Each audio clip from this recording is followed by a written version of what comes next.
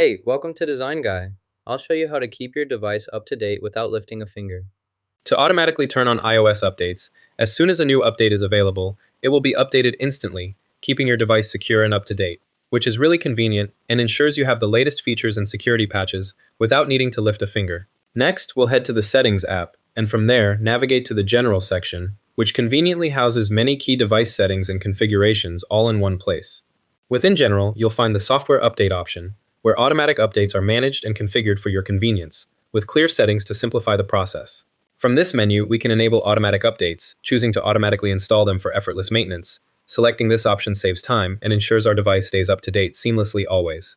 Alternatively, we can opt to automatically download updates, which will occur when our device connects to Wi-Fi, streamlining the process, saving data, and ensuring we stay up to date with the latest features and security patches seamlessly. This way, updates will install when we're ready, ensuring we stay current without unexpected data usage, making it a convenient and data-friendly approach. Now you're automatically updated. Check the description for a special promo and like/subscribe for more.